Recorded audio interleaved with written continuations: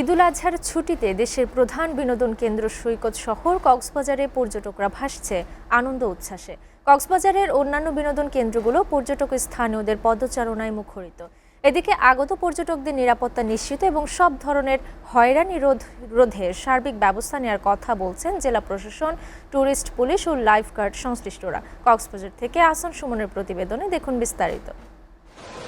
লাবণী থেকে কলাতলি পয়েন্ট পর্যন্ত ৩ কিলোমিটার সৈকত জুড়ে পর্যটকদের বিচরণ। কেউ বিচ বাইকে, কেউ ঘোড়ায়, আবার কেউ সমুদ্র স্নানের পাশাপাশি জেটস্কিতে চড়ে মেতেছেন বিনোদন উপভোগে। অনেকেই বিস্তৃত বালিয়াড়িতে হেঁটে অবলোকন করছেন সাগর সৈকতের অপরূপ সৌন্দর্য।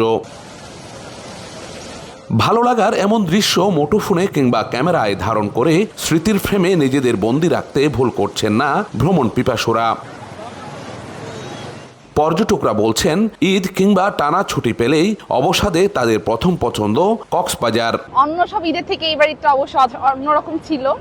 আমি প্রথম এসেছি, তো খুবই ভালো লাগলো।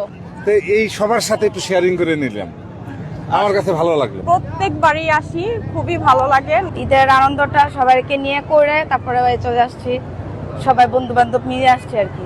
বর্ষা মৌসুমে সাগর স্বাভাবিক সময়ের চেয়ে কিছুটা উত্তাল থাকায় ঝুঁকি রয়েছে জানিয়ে নির্দেশনা মেনে পর্যটকদের গোসলে নামার পরামর্শ লাইফগার্ড কর্মীদের। স্প্রিং টাইড চলতেছে, সমুদ্র একটু উত্তাল, ঢেউ অনেক বড় বড়। ওয়াচ টাওয়ার থেকে আমরা সার্বক্ষণিক নজরে রাখতেছি এবং পেট্রোল টিম আছে, তারা পেট্রোলে আছে।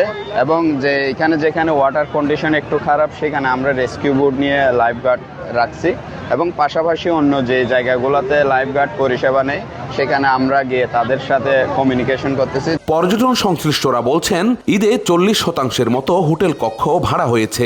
এতে অন্তত 50,000-এর মতো পর্যটকের সমাগম হতে পারে। তবে কোরবানির আনুষ্ঠানিকতায় মানুষের ব্যস্ততা কাটিয়ে ঈদের তৃতীয় দিন থেকে আশানুরূপ পর্যটক সমাগমের অপেক্ষায় হোটেল মোটেল গেস্ট হাউস সংশ্লিষ্টরা। পর্যটকদের সার্বিক নিরাপত্তার সাথে আমরা হোটেল মালিক সমিতি প্রশাসনের পক্ষ থেকে যথেষ্ট ব্যবস্থা রয়েছে যাতে পর্যটকরা নিরাপদ এবং নির্বিঘ্নে তাদের ভ্রমণকে উপভোগ করতে পারে। অতিরিক্ত ভাড়া যাতে কেউ আদায় করতে না পারে, এ ধরনের অভিযোগ পেলে সাথে সাথে ব্যবস্থা গ্রহণ করা হবে।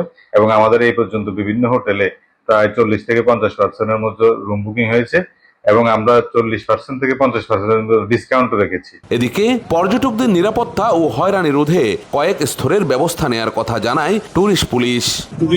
কক্সবাজারের অভিযানে আমরা সার্বক্ষণিক নিরাপত্তা নিয়োজিত আছি পর্যটকদের জন্য। আমাদের বেশ কিছু স্পট আছে, Laboni beach, Sugandha beach, Kolatoli beach আর অন্যান্য যে জায়গা আমাদের মোবাইল টিম নিয়োজিত আছে। পর্যটকদের সার্বিক নিরাপত্তার জন্য আমরা প্রতিটা বিচে আমাদের হেল্প ডেস্ক আছে। পর্যটকদের কোনো সমস্যা হলে আমাদের হেল্প ডেস্কে সহযোগিতা নিতে পারে। সবকিছু ঠিকঠাক থাকলে ঈদ পরবর্তী এই মৌসুমে কয়েক লাখ পর্যটকের আগমন ঘটতে পারে, এমনটাই প্রত্যাশা পর্যটন সংশ্লিষ্টদের। আহসান সুমন, SATV, কক্সবাজার।